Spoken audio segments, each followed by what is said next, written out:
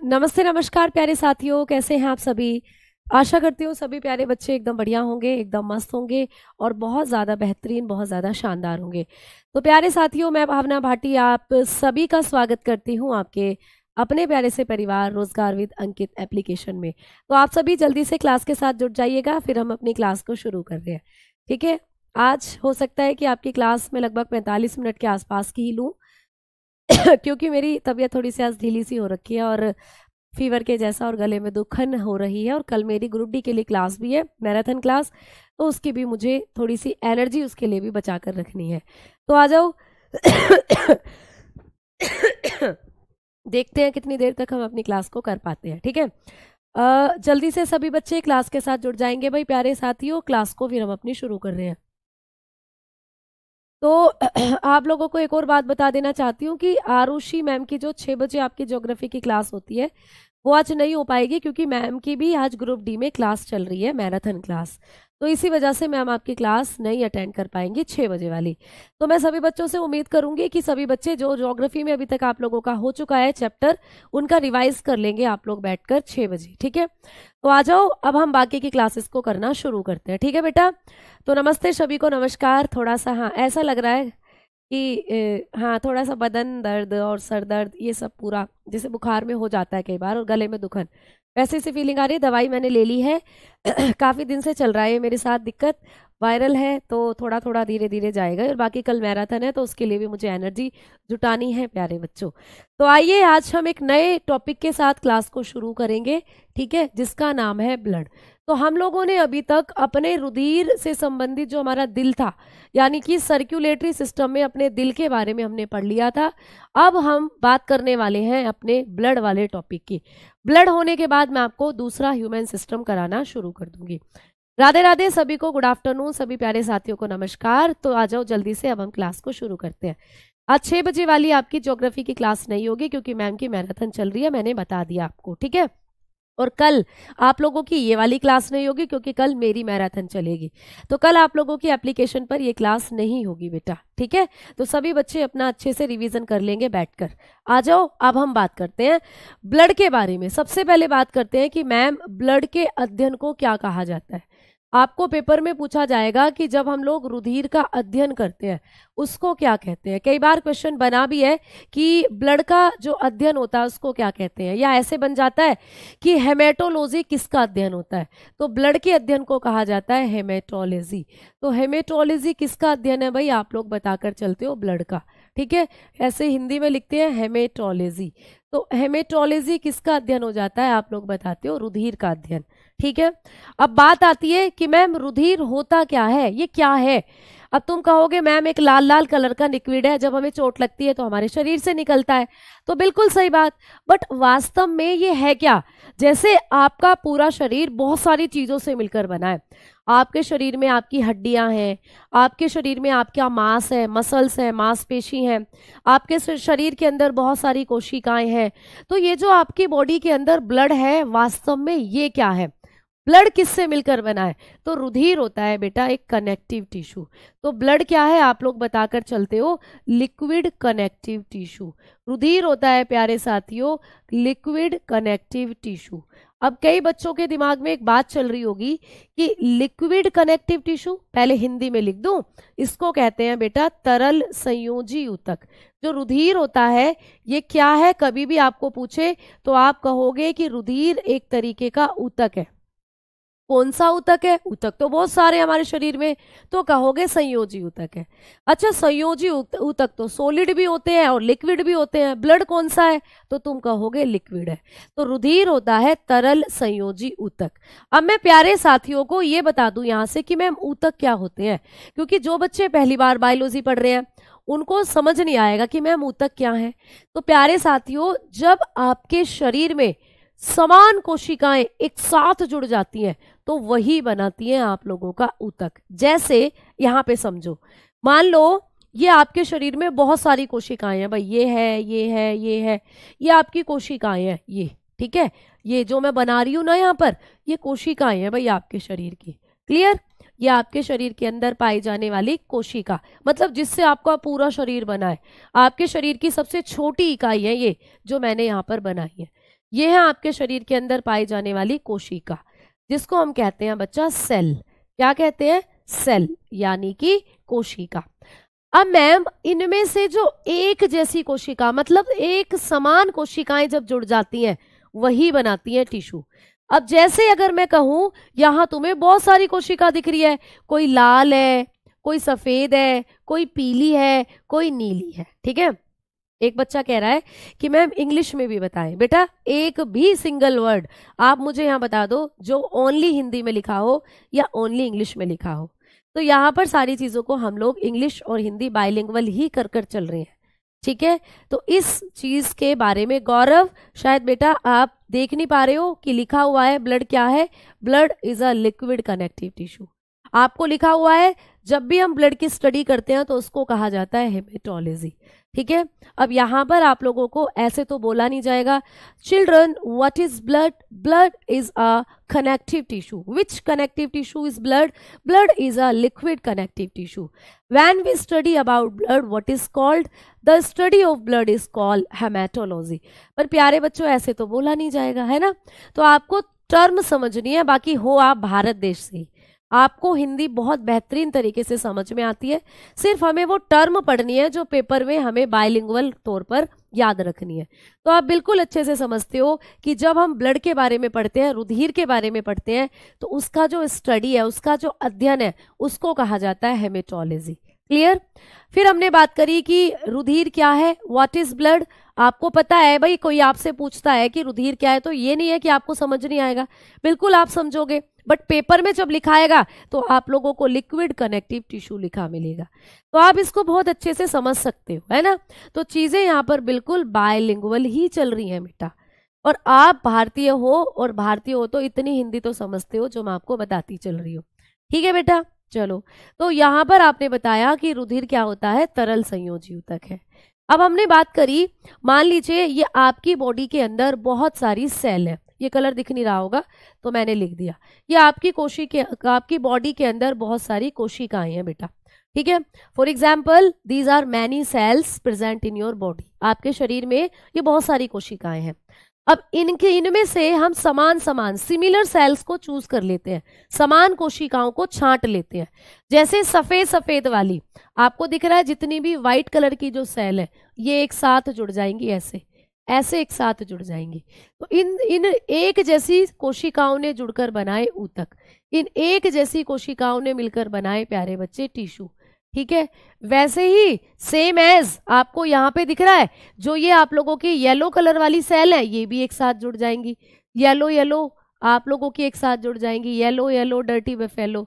आप पढ़ते थे ना ऐसे छोटे थे जब, इस मतलब ऐसे बोलते थे। तो ये सिमिलर सेल है, सारी की सारी येलो है, ये एक साथ जुड़ जाएंगी तो ये भी फॉर्म कर लेंगी टिश्यू को, ठीक है। ये भी ऊतक का निर्माण कर लेंगी आपके शरीर में। सिमिलरली सेम तरीके से जो ब्लू कलर की सेल है ये भी एक साथ आकर जुड़ जाएंगी इस तरीके से, और जब एक साथ आकर कलेक्ट हो गई है तो दे फॉर्म टिश्यू, ये भी बना लेती हैं टिश्यू प्यारे बच्चे, ये भी ऊतक बना लेती हैं। इस तरीके से कहने का मतलब ये है, समझाने का मतलब ये है कि हमारे शरीर में जब कभी भी एक जैसी कोशिकाएं यानी समान कोशिकाएं एक साथ जुड़ती हैं तो वो ऊतक बनाती हैं बेटा, टिश्यू बनाती हैं प्यारे बच्चे। तो ऊतक क्या होता है? समान कोशिकाओं का समूह। यानी कि कभी भी आपको पूछे कि ऊतक किसको कहा जाता है तो आप बताएंगे समान कोशिकाओं का समूह, ठीक है। समान कोशिकाओं के समूह को, कोशिकाओं के समूह को क्या कहते हैं प्यारे बच्चे? ऊतक कहते हैं। तो आप लोगों को ये भी पूछा जा सकता है कि ऊतक क्या है। ऊतक एक अलग टॉपिक है जिसको जब मैं आपको पढ़ाऊंगी तो डिटेल में बताऊंगी। अभी के लिए मैंने आपको बता दिया कि समान कोशिकाओं के समूह को ऊतक कहते हैं, यानी कि group of similar cell, group of similar cell, ठीक है। Group of similar cells is known as tissue, is known as tissue. तो भाई सिमिलर सेल जब कभी भी जुड़ती हैं वो बनाती है टिश्यू। तो वैसे ही जो आपका ब्लड है ना वो भी एक टिश्यू ही है। अब टिश्यू जो है प्यारे बच्चे, हमने बात करी कि हमारा जो ब्लड है वो भी एक ऊतक ही है। ऊतक समझ में आ गया, जहाँ बहुत समान प्रकार की कोशिकाएं जुड़ रही हूँ। तो जब आप ब्लड को देखोगे आपके ब्लड में भी आपको बहुत सारी कोशिकाएं नजर आएंगी, आरबीसी, डब्ल्यूबीसी, प्लेटलेट, सारी ब्लड सेल है वो, ठीक है, सारी की सारी रुधिर कोशिकाएं कहलाती हैं वो। तो वो रुधिर को ही बनाने का काम कर रही हैं, एक जैसी हैं, सिमिलर है, तो वो हो जाती हैं आप लोगों की, वो बना रही हैं आप लोगों का ब्लड, आप लोगों का रुधिर। ठीक है बेटा, समझ में आई बात। अब हम आगे बात करते हैं, ठीक है। ठीक है, एक बच्चा कह रहा है कि मैम आपसे निवेदन है कि लाइन में नोट्स लिखवाएं प्लीज।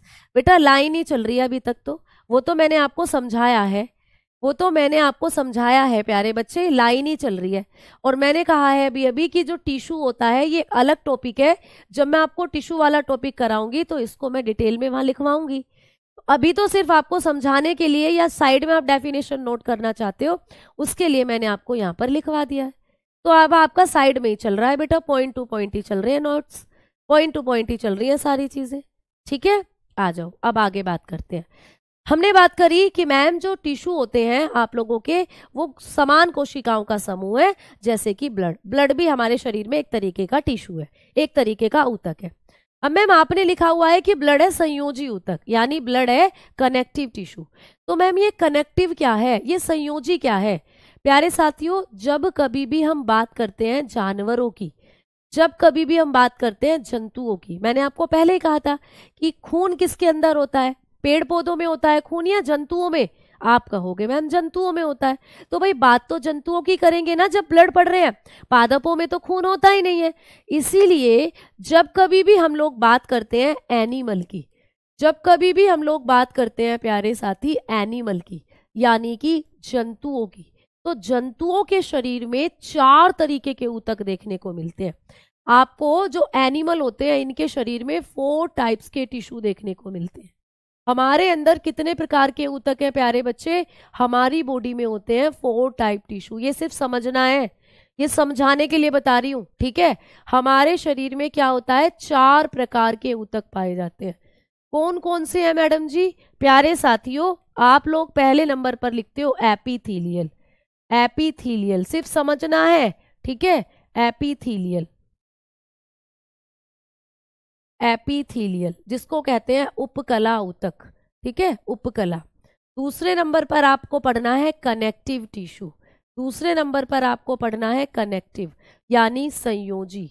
मैम तीसरे नंबर पर कौन से हैं? तीसरे नंबर पर होते हैं नर्वस टिश्यू, नर्वस यानी कि तंत्रिका ऊतक, ठीक है। और चौथे नंबर पर होते हैं पेशी ऊतक यानी मस्क्यूलर टिश्यू। तो ये 4 तरीके के ऊतक हैं हमारे शरीर में। अब हम पढ़ रहे हैं ब्लड को, हम पढ़ रहे हैं प्यारे बच्चे ब्लड के बारे में, रुधिर के बारे में।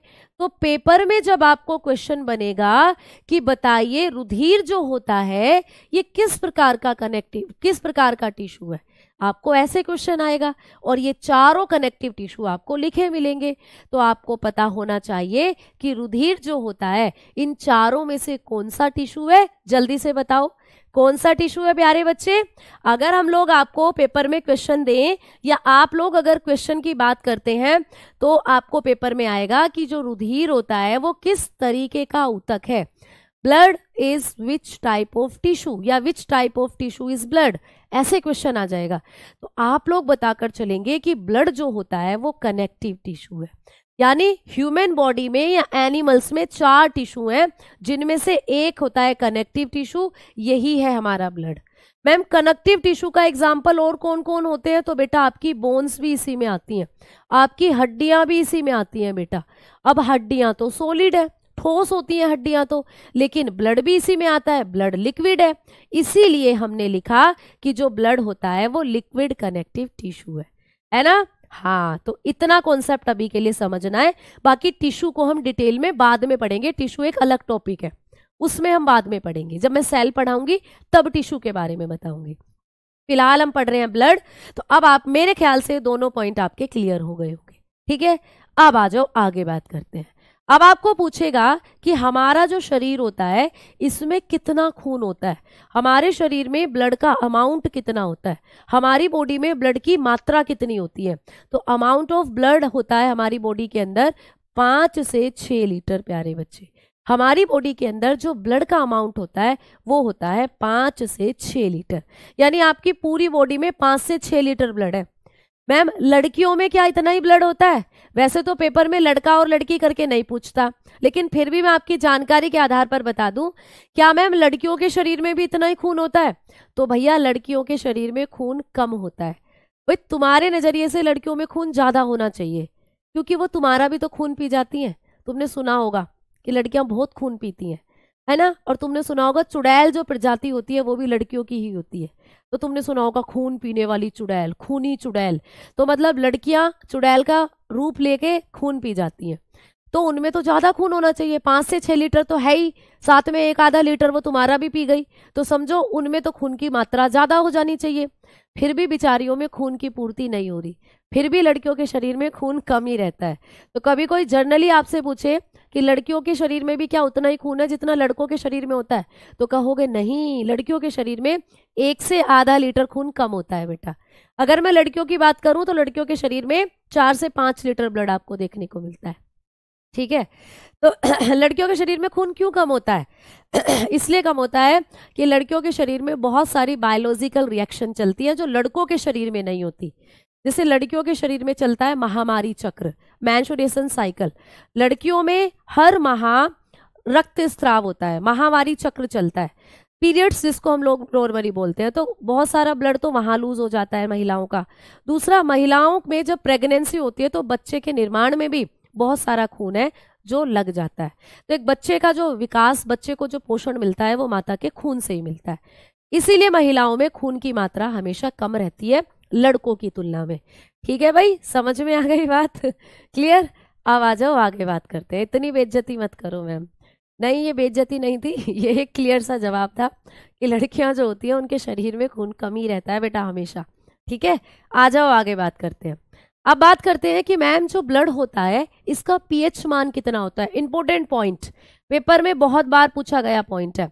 हमारा जो ब्लड होता है इसकी पीएच वैल्यू कितनी होती है नी? रुधिर का पीएच मान कितना होता है? अब कई बच्चे सोच रहे हैं मैम पीएच मान क्या होता है? पीएच मान प्यारे बच्चे एक वैल्यू होती है जो क्या बताती है? जो बताती है कि कोई भी चीज अम्ल है या क्षार है। ठीक है, आप केमिस्ट्री में पढ़ोगे पीएच मान, केमिस्ट्री में पढ़ा जाता है पीएच स्केल। तो एक स्केल होता है, एक पैमाना होता है। जब हम उस पैमाने पर खून को रखते हैं तो खून जिस बिंदुओं के बीच आकर रुकता है, यानी खून की जो रेंज उस पीएच पैमाने पर आती है वो होती है 7.4। तो बहुत बार आपको पेपर में क्वेश्चन बना है कि ब्लड का पीएच मान कितना होता है, आप बताओगे 7.4। अब 7.4 पीएच मान के साथ जो रुधिर होता है ये क्षारीय नेचर का होता है बेटा, एल्केलाइन होता है जो ब्लड होता है। यानी ब्लड जो है वो आपका बेस है, आप लोगों का जो ब्लड है वो एसिड नहीं है, वो होता है क्षारीय नेचर का। ठीक है, हाँ बिल्कुल 7.4 होता है। अच्छा, जैसे कि ये एक पीएच पैमाना है भाई, जैसे कि एक पीएच पैमाना है, इस पर ना पीएच स्केल है प्यारे बच्चे। ये स्केल का तो तुम मतलब समझते ही हो, स्केल का इस्तेमाल करते हैं चीजों को नापने के लिए, लाइन खींचने के लिए, है ना? तो ये एक स्केल है केमिस्ट्री में। इस स्केल पर लिखे होते हैं 0, 7 और 14, ऐसे नंबर लिखे होते हैं। तो जब इस स्केल पर आप ब्लड को डालते हो ना तो ब्लड लुढ़कता लुढ़कता लुढ़कता लुढ़कता कहाँ कर रुकेगा? धूम धूम धूम धूम धूम, यहाँ कर रुकता है ब्लड। मान लो ये है 4, ठीक है, तो जो ब्लड है वो रुकता है आकर 7.4 पर प्यारे बच्चे। तो इसीलिए ब्लड का जो पीएच मान है वो कितना मान लिया जाता है? 7.4 मान लिया जाता है। ठीक है, तो ब्लड जो होता है वो एग्जैक्ट 7.4 पर आकर रुकता है, इसीलिए ब्लड का जो पीएच मान है पीएच स्केल पर वो 7.4। और जो मैम 7 से 14 के बीच में जिसकी वैल्यू आती है ना उसको हम क्षारी मानते हैं, उसको हम बेस ही मानते हैं बेटा। तो इसीलिए ब्लड की पीएच वैल्यू भी 7 और 14 के बीच में ही आई भाई। 7.4 कहाँ आएगा? 7 और 14 के बीच में ही है, तो इसीलिए ब्लड को भी हम बेस मानते हैं, क्षार मानते हैं। समझ में आ गई ना बात? ठीक है, चलो अब आगे बात करते हैं हम लोग। अब अगला पॉइंट पढ़ते हैं भाई ब्लड के बारे में। अगला पॉइंट ये है कि आपको पूछा जाएगा जो हमारा ब्लड होता है इसका हमारे कुल वजन का कितने प्रतिशत ब्लड है हमारे शरीर में। जैसे मेरा जो वजन है वो 50 किलो है ना? पहले कुड़ी दा 47 वेट था, तो भैया अब पता नहीं अब कितना है, अब शायद अब भी इतना हो, या मैंने अब बहुत दिनों से मेजर नहीं किया। तो मैंने 50 एवरेज लिया कि मुझ में 50 किलो वजन है, तो 50 किलो वजन में से कितना वजन मेरे ब्लड का है, ये आपको मैं पढ़ाना चाह रही हूँ। तो हमारे कुल वजन का 7% हमारे ब्लड का वजन होता है बेटा। तो आपको ये भी पूछा जा सकता है कि हमारे कुल वजन का कितने प्रतिशत खून का वजन होता है।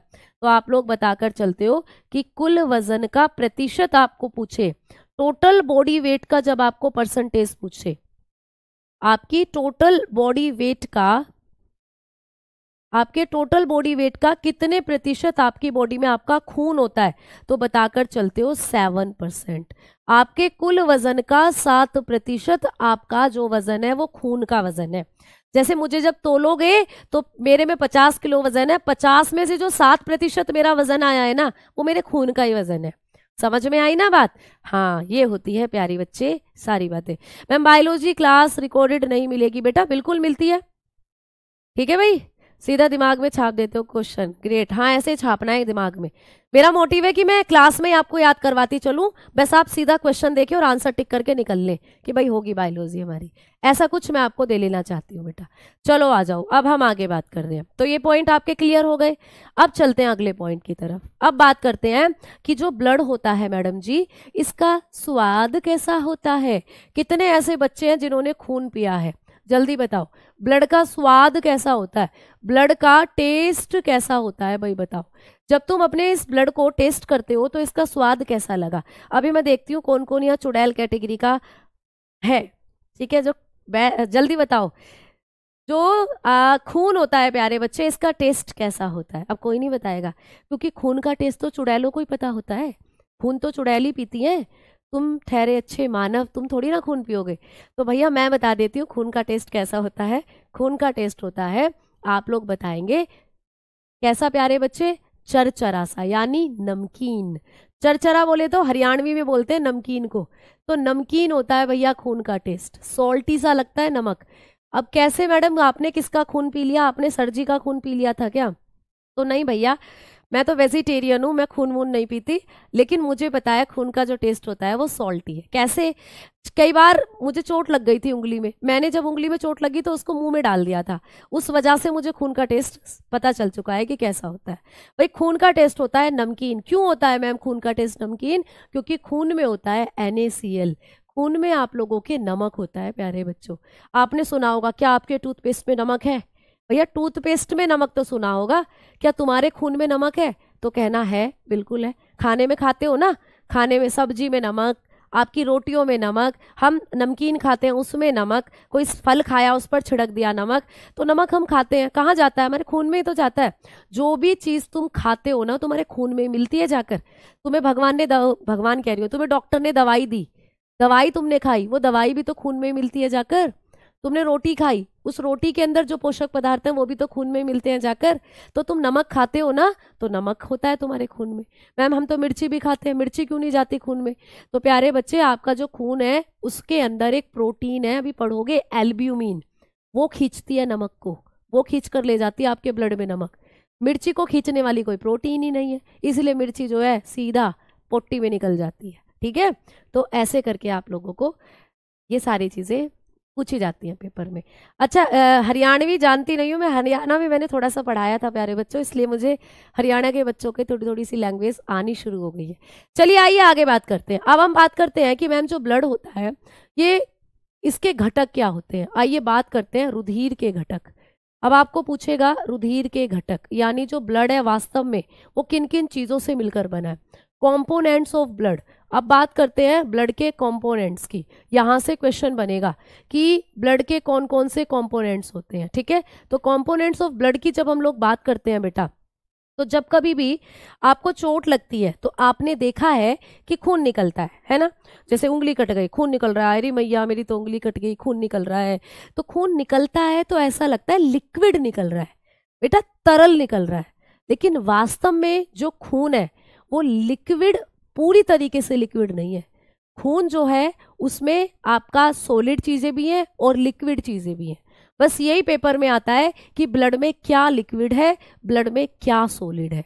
जैसे आपने कभी खीर खाई है, बिल्कुल खाई होगी, जब आप खीर खाते हो तो खीर में दूध डालते हो, लिक्विड हुआ दूध, और खीर में चावल डालते हो, चावल क्या हुए, सॉलिड। तो दोनों को मिलकर तैयार हो जाती है कटोरी की खीर। अब कई बच्चे आज जाकर अपनी मम्मी से कहेंगे खीर बना दो, मेरा ही मन करने लग गया खीर को एग्जाम्पल देकर खीर खाने के लिए। कोई नहीं, बनवा लो, अच्छी होती है खीर। तो खीर जब हम एक कटोरी में लेकर बैठते हैं तो उसमें लिक्विड भी होता है और उसमें सॉलिड भी होता है। लिक्विड उसमें दूध है, सॉलिड उसमें चावल है, चाहो तो ड्राई फ्रूट डाल लो, वो भी सॉलिड है। तो सेम वैसे ही तुम्हारा खून भी है, तुम्हारे खून में भी लिक्विड है और उस लिक्विड में सॉलिड भी मिला हुआ है। तो मैम हमें तो नहीं दिखता, जब हम खून को देखते हैं हमें तो लिक्विड लिक्विड दिखता है। बेटा इसलिए नहीं दिखता क्योंकि चावल तो बहुत बड़े हैं, खीर में दिख गए आपको। आपके खून में जो आपका सॉलिड पार्ट है वो इतना छोटा है कि आपको सूक्ष्मदर्शी से ही दिखेगा, माइक्रोस्कोप से ही दिखेगा। तो जब तुम किसी भी खून को माइक्रोस्कोप में देखते हो तो ऐसा दिखता है तुम्हें खून, ऐसा दिखता है तुम्हें खून। खून की एक बूंद जब आप किसी भी सूक्ष्मदर्शी में देखोगे तो ऐसी आपको नजर आएगी। अच्छा मैम, इसमें हमें बहुत सी चीजें दिख रही हैं। ये पीला पीला क्या है, ये है बेटा प्लाज्मा, जिसके बारे में अब आप पढ़ने वाले हो, ठीक है। मैम ये लाल लाल क्या है, ये है आप लोगों की एल्पेनलीबे टॉफी। ऐसे नहीं लग रहा जैसे एल्पेनलीबे टॉफी खाते थे। ये है आप लोगों की आरबीसी। भाई क्या है बेटा, आरबीसी। अभी पढ़ेंगे इनके बारे में। मैम ये जो दिख रही है हम लोगों को, ये है आप लोगों की व्हाइट ब्लड सेल यानी डब्ल्यूबीसी, ठीक है। और प्यारे बच्चों ये जो आप लोगों को ये दिख रही है, ये आपकी प्लेटलेट्स होती हैं। तो कुल मिलाकर रुधिर ऐसा दिखता है। इसमें मैम लिक्विड क्या है, तो ये प्लाज्मा लिक्विड है बेटा। और मैम सॉलिड क्या है, बाकी जो भी दिख रहा है वो सॉलिड है। ये आरबीसी, ये डब्ल्यूबीसी, ये प्लेटलेट सब सॉलिड है। मैम ये आरबीसी डब्ल्यूबीसी इतनी छोटी है कि हम इनको नॉर्मल आंखों से नहीं देख पाते, ये हमें माइक्रोस्कोप में दिखती है। तो जब खून को माइक्रोस्कोप में देखोगे ना ऐसा दिखेगा। तो चलिए आइए, अब आपको यही पेपर में पूछेगा कि ब्लड के अंदर कौन सी चीज लिक्विड होती है, कौन सी चीज सॉलिड होती है। ठीक है भाई प्यारे बच्चों, चलो आओ आगे बात करते हैं अब, है ना। टोपे, एल्पेनलीबे टॉफी, हाँ बहुत खाते थे हम बचपन में, ऐसी सी शेप है इसकी बिल्कुल, आरबीसी की। चलो बात करते हैं, जो ब्लड होता है बेटा इसके दो घटक होते हैं। रुधिर के कितने घटक होते हैं, पेपर में आ जाए, दो घटक होते हैं। एक होता है प्लाज्मा प्यारे बच्चों, ठीक है, प्लाज्मा, जिसको हम लोग हिंदी में भी क्या बोलते हैं, प्लाज्मा। और मैम रुधिर का दूसरा घटक क्या होती है, आप बताओगे, ब्लड सेल होती है, ब्लड सेल, जिसको हम लोग एक और नाम से जानते हैं। ब्लड सेल को हम लोग ब्लड कार्पेसल्स भी बोलते हैं बेटा, ब्लड सेल बोल दो या ब्लड कार्पेसल्स बोल दो, ठीक है। तो आपका जो रुधिर होता है ये दो चीजों से मिलकर बना है, आप बताओगे प्लाज्मा और रुधिर कोशिका, रुधिर कोशिका, ठीक है। चलो अब आओ इनके बारे में हम लोग पढ़ना शुरू करते हैं। रुधिर कोशिका कह दो या रुधिर कणिका कह दो, रुधिर कोशिका या रुधिर कणिका एक ही बात है, ठीक है। तो आपका जो रुधिर है ये दो चीजों से मिलकर बना है। रुधिर के दो घटक होते हैं, एक तरल और एक सॉलिड। मैम दो घटक में से आपने बताया एक प्लाज्मा है और एक होती है हमारी आरबीसी, सॉरी ये ब्लड सेल या फिर ब्लड कार्पेसल। तो मैम प्लाज्मा कैसा घटक होता है, तो ये है बेटा तरल। पेपर में क्वेश्चन आएगा कि रुधिर के अंदर वो कौन सा घटक है जो लिक्विड है, रुधिर में तरल घटक का नाम बताओ, विच component is liquid in blood. तो आप बताकर चलते हो प्लाज्मा, प्लाज्मा लिक्विड है, लिक्विड जैसे खीर बनाते हो उसमें दूध लिक्विड होता है, वैसे ही आपके खून में जो लिक्विड पार्ट है वो प्लाज्मा है। और मैम ये जो नीचे लिखी हुई है ये आपके ब्लड के अंदर होती है सॉलिड पार्ट बनाने वाला कंपोनेंट, तो ये बनाते हैं आपके ब्लड का ठोस भाग। तो प्लाज्मा आपके ब्लड का बनाता है प्यारे बच्चे लिक्विड भाग, और ये जो आपकी ये होती हैं ब्लड सेल्स ये बनाती हैं ठोस भाग यानी सॉलिड पार्ट। आपको बात समझ में आई, जल्दी बताओ, ठीक है, ठीक है भाई बताओ जल्दी से, बात समझ में आई आप लोगों को, क्लियर। तो अब हम लोग बात करने वाले हैं प्लाज्मा के बारे में, बात करने वाले हैं ये ब्लड सेल्स के बारे में। तो सबसे पहले हम प्लाज्मा की बात करते हैं। तो आइए प्यारे साथियों हेडिंग डालेंगे प्लाज्मा, आइए भाई हेडिंग डालेंगे प्लाज्मा। प्लाज्मा से क्या कुछ क्वेश्चंस हम लोगों को बनते हैं, चलिए उनको नोट डाउन करते हैं। प्लाज्मा के बारे में अब हम लोग क्या करते हैं, बातें लिखना शुरू करते हैं। तो भाई आइए, थोड़ी देर मैंने अभी आपको कहा कि अभी हम प्लाज्मा के बारे में सारी बातें करेंगे, अभी इनको भूल जाओ, इनको भूल जाओ, अभी इनके बारे में करेंगे बाद में बातें, पहले प्लाज्मा में आप लोगों को पढ़ा रही हूँ, तो हेडिंग डाल दीजिए प्लाज्मा बेटा। क्लियर भाई? हाँ जी हाँ जी। अगर आपने पहले नोट्स बना रखे हैं तो कोई दिक्कत नहीं है, उन्हीं नोट्स में जो आपको नई चीज लगती है ना उसको आप ऐड ऑन करते चलो, ठीक है। अच्छा मैं बोल रही हूँ रुधिर, तुम्हें सुनाई दे रहा है सुधीर, बहुत बढ़िया, ऐसे ही तो होता है, दिल में बजे गिटार, ठीक है। चलो आओ आगे बात करते हैं। अब हमने बात करी प्लाज्मा के बारे में, तो सारे पॉइंट प्लाज्मा से लिखते चलना बेटा। बता चुकी हूं कि रुधिर का तरल भाग बनाता है बेटा, चलो बिल्कुल सही बात है, तरल भाग बनाता है, आप लोगों ने लिख लिया। ये क्या करता है प्यारे बच्चे? फॉर्म्ड लिक्विड पार्ट, आप लोग लिखेंगे formed liquid part of blood, liquid part of blood, आपके ब्लड का लिक्विड पार्ट बनाता है। अच्छा मैम कितने % पार्ट ये बनाता है हमारे ब्लड का? अगर हम आपसे पूछे कि हमारी बॉडी में जो ब्लड है, हमारे ब्लड में कितना % है प्लाज्मा, मतलब कितना लिक्विड है? खीर भी तो कई तरीके से बनती है, अब खीर में कई तरीके से कैसे, कोई कोई तो ऐसे बनाता होगा खीर उसमें दूध तो कम रहता है, चावल ही चावल रहते हैं, लो खा लो खीर। कोई कोई ऐसा बनाता है उसमें दूध ही दूध है, चावल तो ढूंढने पड़ते हैं कहाँ है चावल, है ना। और कोई कोई इतनी बढ़िया बनाता है उसमें दूध भी एकदम सही अमाउंट में रहता है और चावल भी एकदम सही अमाउंट में रहते हैं। तो भाई हमारा जो ब्लड है मैम उसमें कितना प्लाज्मा है, कितनी आरबीसी या कितनी आपकी ब्लड सेल है, तो वही आपको परसेंटेज भी पूछा जाता है। तो आप लोग बताकर चलते हैं इसका परसेंटेज कितना होता है, इसका प्रतिशत हमारे रुधिर में कितना होता है। तो भाई जब इसके हम परसेंटेज की बात करते हैं तो ये आपके संपूर्ण ब्लड का 55% भाग बनाता है, यानी कि ज्यादातर आपके ब्लड में यही होता है प्लाज्मा, लिक्विड होता है आपके ब्लड में प्लाज्मा, ठीक है। आ जाओ आगे बात करते हैं कि मैम ये जो प्लाज्मा है इसका कलर कैसा होता है, प्लाज्मा का कलर कैसा होता है, यानी मैम ये कैसे रंग का होता है? तो ये होता है बेटा पीला, इसका कलर कैसा होता है? पीला, ये येलो कलर का होता है, या तो हल्का पीला या फिर पीला होता है, आप याद रखोगे, ठीक है। दिख रहा है ना इस पिक्चर में, देखो इस डायग्राम में, इस पिक्चर में तुम्हें दिख रहा होगा, देखो ये पीला पीला सा, ये जो पीला पीला दिख रहा है ये प्लाज्मा है, ठीक है। ये जो पीला पीला आपको दिख रहा है, अगर मैं प्लाज्मा को आपको दिखाऊं ना, अगर आपके ब्लड से प्लाज्मा को अलग कर दें तो कैसा दिखेगा? तो चलो मैं दिखाती हूँ तुम्हें कैसा दिखता है ब्लड प्लाज्मा। तो जो ब्लड प्लाज्मा होता है ये आप लोगों का येलो कलर का आपको एक लिक्विड है जो दिखाई देता है, ठीक। तो जैसे कि आप लोग इस टेस्ट ट्यूब में देखो, ये आपको दिख रहा है ना, ये नीचे तो तुम्हारी सॉलिड पार्ट बैठा हुआ है जिसमें आरबीसी आपकी डब्ल्यूबीसी है, और ऊपर जो तुम्हें दिख रहा है पीला पीला ये आपका प्लाज्मा है।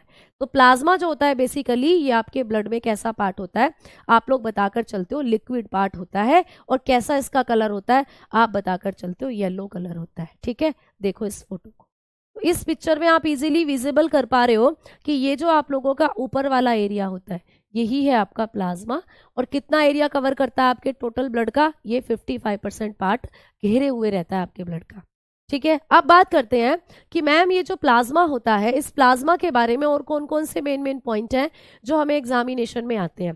तो चलिए अगले पॉइंट की बात करते हैं। बेटा ये जो प्लाज्मा होता है इसके भी कॉम्पोजिशन की अगर हम लोग बात करते हैं, जैसे कि मैंने कहा कि रुधिर के 2 घटक हैं, प्लाज्मा और ब्लड सेल। अब हम बात कर रहे हैं प्लाज्मा की, तो मैम प्लाज्मा भी किन किन चीजों से मिलकर बना है ये बताओ। तो बेटा प्लाज्मा के अगर घटक की बात करते हैं हम लोग, अगर हम लोग बात करते हैं कॉम्पोजिशन की प्लाज्मा की, तो जो प्लाज्मा है इसमें भी आपको बहुत सी चीजें हैं जो पेपर में पूछी जाती हैं, यानी अब हम बात कर रहे हैं प्लाज्मा के घटक। तो बच्चा प्लाज्मा भी आपको 2 तरीके की चीजों से मिलकर बना हुआ दिखता है। प्लाज्मा में है प्यारे बच्चे, क्योंकि प्लाज्मा लिक्विड है तो प्लाज्मा में होता है वाटर यानी कि पानी। अब ये क्वेश्चन पेपर में बना हुआ है कि प्लाज्मा में कितना पानी होता है।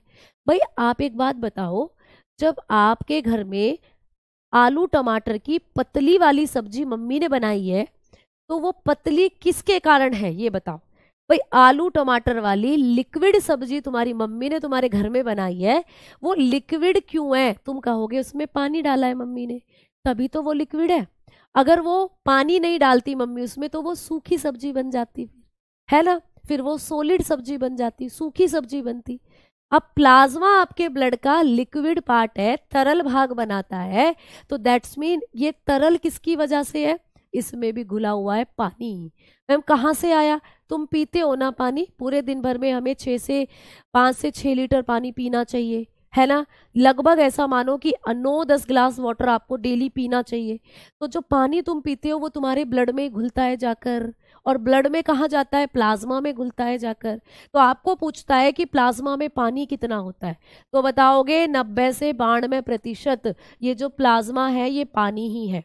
90 से 92% प्लाज्मा में पानी ही है। मैम दूसरी चीज क्या होती है प्लाज्मा के अंदर? दूसरी चीज होती है प्रोटीन। आपको पूछेगा कि प्लाज्मा में कितनी प्रोटीन होती है, तो प्लाज्मा में कुछ प्रोटीन भी घुली हुई होती है, तो बताना 7% प्लाज्मा में होती है प्रोटीन। तो सीधा क्वेश्चन आता है कि प्लाज्मा में पानी कितना है, तो बताना 90 से 92। प्लाज्मा में प्रोटीन कितनी है, बताना 7%। बाकी का 2 से 3% या लगभग 3% में अन्य पदार्थ इसके अंदर देखने को मिलते हैं। बाकी अन्य पदार्थ इसमें देखने को मिलते हैं, अदर सब्सटेंस आपको इसमें देखने को मिलते हैं, जैसे बहुत सी गैसें हो गई, है ना, दूसरे पदार्थ इसमें देखने को मिलते हैं प्लाज्मा में। क्लियर? समझ में आ गई बात? तो ऐसे भी यहाँ से आपको क्वेश्चन बनकर आएगा पेपर, ठीक है ना भाई। हाँ, दूसरे पदार्थ बने हुए होते हैं प्यारे बच्चे 3% में, या 2 से 3 भी आ सकता है, तो वो आपको ऑप्शन पर डिपेंड करेगा, आप अच्छे से पहचान लोगे जब ऑप्शन आएगा। अब हम बात करने वाले हैं कि मैम प्लाज्मा में ये जो प्रोटीन है, पानी से तो कोई क्वेश्चन नहीं आना, पानी तो पानी है, पानी रे पानी तेरा रंग कैसा, इसमें मिला दो ये हो जाए वैसा, ठीक है। पानी से तो कुछ नहीं है, H2O इसका फॉर्मूला होता है, आपको पता है। बात आएगी प्रोटीन की, मैम प्लाज्मा में कौन कौन सी प्रोटीन होती है, तो आइए हेडिंग डालिए मेरे साथ, प्लाज्मा प्रोटीन। हेडिंग डालेंगे प्लाज्मा प्रोटीन, बात करेंगे कि प्लाज्मा में कौन कौन सी प्रोटीन्स होती हैं, ठीक है। तो आपका जो प्लाज्मा है इसमें जो 7% प्रोटीन होती है, ये कौन कौन सी प्रोटीन है? कौन सी प्रोटीन है जो रुधिर के प्लाज्मा में पाई जाती है? निम्नलिखित में से कौन सी प्रोटीन रुधिर के प्लाज्मा में उपस्थित होती है? ऐसे क्वेश्चन बन जाएगा। तो आज जो बात करते हैं, प्लाज्मा में पाई जाने वाली पहली प्रोटीन है एल्ब्यूमिन। एल्ब्यूमिन प्रोटीन कहाँ होती है आप बताओगे? एल्ब्यूमिन नाम की जो प्रोटीन है ये हमारे प्लाज्मा में होती है, ठीक है। क्या करती है एल्ब्यूमिन? तो मैंने कहा था ना, क्या आपके खून में नमक है? तो आपने कहा था हाँ जी है, बिल्कुल है। तो आपके खून में जो नमक को खींचकर ले जाती है वही है ये एल्ब्यूमिन। तो मैंने कहा था आपके खून में एक ऐसी प्रोटीन है जो नमक को खींचती है, तो यही होती है एल्ब्यूमिन। तो एल्ब्यूमिन क्या करती है? ये रुधिर का लवण दाब बनाती है, रुधिर लवण दाब बनाती है। आपको पेपर में आएगा कि जो रुधिर लवण दाब है बनाने का काम जो करती है वो कौन सी प्रोटीन करती है? आप बताओगे एल्ब्यूमिन। तो ये रुधिर लवण दाब बनाती है प्यारे बच्चे। ये क्या करती है आप लोग बताओगे? Balance osmotic pressure of blood, balance osmotic pressure of blood. आपके ब्लड का जो ऑस्मेटिक प्रेशर है उसको बैलेंस करती है, उसको बनाती है। मैम ऑस्मेटिक प्रेशर क्या होता है? मतलब वही कि आपके खून में कितना नमक रहेगा और कितना नहीं रहेगा, ठीक है। तो नमक का संतुलन बनाती है आपके खून में, नमक का संतुलन बनाती है प्यारे बच्चे, ठीक है। हाँ जी, बहुत बहुत शुक्रिया प्यारे बच्चे, बहुत बहुत धन्यवाद। ठीक, कलर हल्का पीला, हाँ मैंने कहा ना हल्का पीला भी आ सकता है या आपको पीला भी पूछ सकता है, क्लियर। तो वो हल्का पीला या पीला सेम ही है, आपको कहीं कहीं मिलेगा हल्का पीला, कहीं कहीं मिलेगा पीला, ठीक है। चलो आ जाओ। इंग्लिश में लिखना जरूरी है नहीं बेटा, जो आपका लैंग्वेज है वो आप उसमें लिखे। आप इंग्लिश में अटेम्प्ट करने वाले हो पेपर तो इंग्लिश में लिखो, आपको जो लैंग्वेज समझ में आती है आप उसमें लिखो, ठीक है। कोई कंपल्सन नहीं है कि भाई हिंदी में लिखो इंग्लिश में लिखो, जो आपको समझ में आए, जैसा समझ में आए वैसा लिखो। आ जाओ आगे बात करते हैं। दूसरा, आपके ब्लड के प्लाज्मा में पाई जाती है ग्लोब्यूलिन। दूसरी प्रोटीन है बेटा ग्लोब्यूलिन, ठीक है। तो दूसरी प्रोटीन हो जाती है ग्लोब्यूलिन। तो ग्लोब्यूलिन के बारे में भी क्वेश्चन आएगा कि ग्लोब्यूलिन प्रोटीन कहाँ पाई जाती है, तो आप लोग बताते हो आपके ब्लड के प्लाज्मा में होती है। अच्छा मैम ये क्या काम करती है? एक एग्जाम्पल से कोरिलेट करती हूँ जो आपको याद रहे, ठीक है। देखो कभी कभी क्या होता है, कोई कमजोर सा बच्चा है, उसको हम डॉक्टर के पास लेके गए, डॉक्टर ने कहा अरे ये तो बड़ा कमजोर लग रहा है देखने में, चलो इसका खून टेस्ट करते हैं कि इसमें खून कितना है। अब डॉक्टर ने उसका खून टेस्ट करा, खून होना चाहिए 5 से 6 लीटर, या हेमोग्लोबिन होना चाहिए, अगर मैंने बात करी किसी भी लड़के की तो उसके अंदर होना चाहिए मिनिमम 14% तो होना चाहिए हेमोग्लोबिन। तो मैम उस बच्चे का जब डॉक्टर ने ब्लड टेस्ट करा तो उस बच्चे के अंदर जो ब्लड का अमाउंट आया वो बहुत कम आया, उस बच्चे में हीमोग्लोबिन है 6, डॉक्टर कह रहा अरे हीमोग्लोबिन 6 है, होना चाहिए 14, बड़ी गड़बड़ वाली बात है। तो मतलब डॉक्टर कह रहा है कि बच्चे में खून की कमी है। अब बच्चे में खून की कमी है तो बच्चा तो बीमार होगा ही, उसे जल्दी जल्दी बीमारियां लगेंगी, इधर उधर उधर उधर कोई भी इन्फेक्शन आएगा उसे सबसे जल्दी लगेगा। तो जिसमें खून की कमी होती है वो व्यक्ति जल्दी जल्दी बीमार क्यों होता है?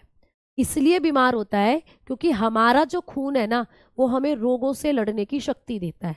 अगर हमारे शरीर में खून कम तो रोगों से लड़ने की शक्ति भी कम, अगर खून अच्छी मात्रा में है तो रोगों से लड़ने की शक्ति भी अच्छी मात्रा में।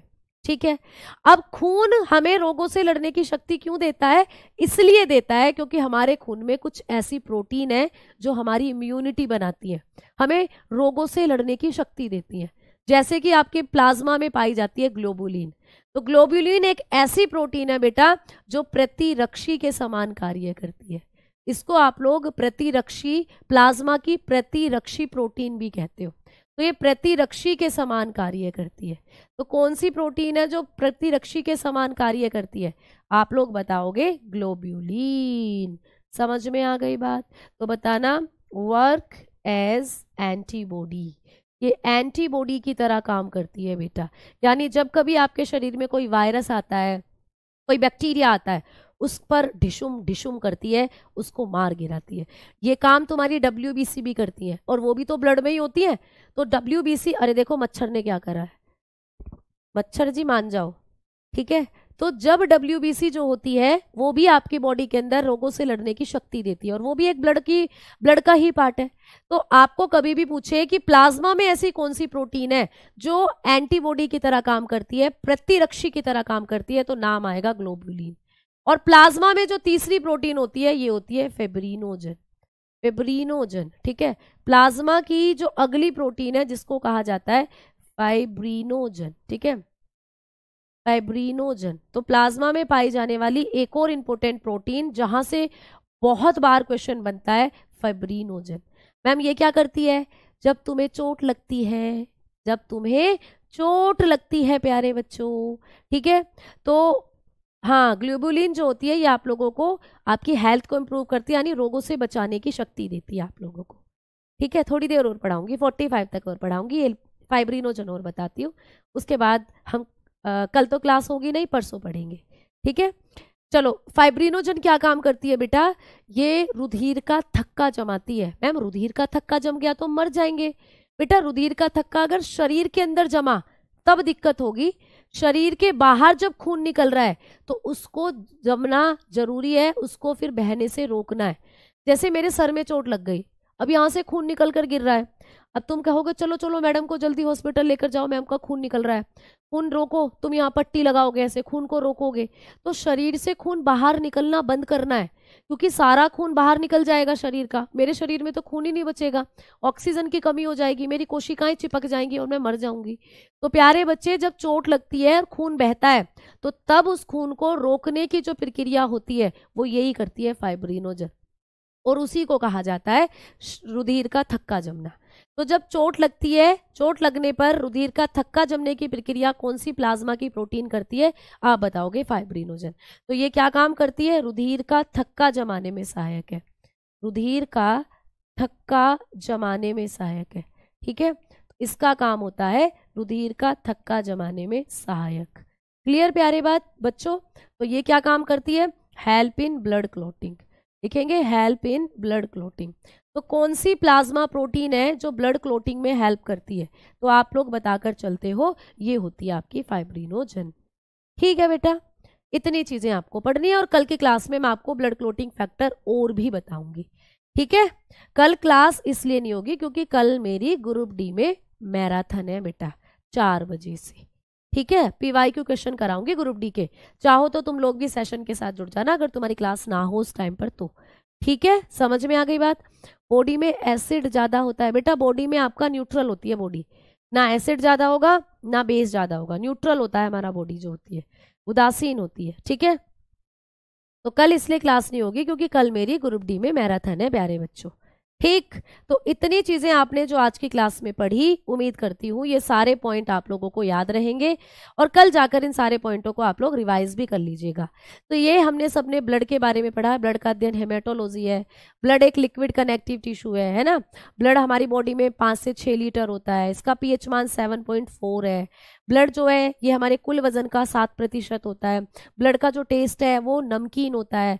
और ब्लड जो है ये 2 घटकों से बना है, प्लाज्मा और blood cell. Plasma liquid part है जो कि 55% पार्ट बनाता है और ब्लड सेल 45% भाग बनाती है बेटा। 45, इनको पढ़ोगे अभी आगे। और ये सॉलिड होती है हमारे ब्लड का। और जब हमने प्लाज्मा की बात करी तो प्लाज्मा जो होता है इसका कलर पीला है और ये भी 2 चीजों से मिलकर बना है, पानी और प्रोटीन। पानी इसमें 90 से 92% है, जबकि प्रोटीन इसमें 7%। और हमने प्लाज्मा की जो प्रोटीन थी इनके बारे में आपको बताया। एल्ब्यूमिन जो कि रुधिर का लवण दाब बनाती है, यानी नमक की मात्रा को संतुलित करती है। ग्लोबुलिन प्रतिरक्षी की तरह काम करती है और फाइब्रिनोजन रुधिर का थक्का जमाने में मदद करती है। ठीक है, तो बहुत अच्छे से कॉन्सेप्ट आपको क्लियर हो गया होगा। परसों की क्लास में इससे आगे की तरफ अब हम लोग बढ़ेंगे। ठीक है बेटा, हाँ जी, ये सारी चीजें आपको लिखनी है, ये सारी चीजें आपको नोट्स में ऐड ऑन करनी है। बीच बीच में जो मैंने आपको समझाने के लिए चीजें बताई थी वो भी चाहो तो आप ऐड ऑन कर सकते हो। ठीक है बच्चा, तो मिलते हैं अब फ्राइडे की क्लास में। तब तक के लिए नमस्कार, जय हिंद, जय Bharat, tata, bye bye, see you. और अब कर रही हूँ जय हिंद जय भारत। ठीक है, चलो।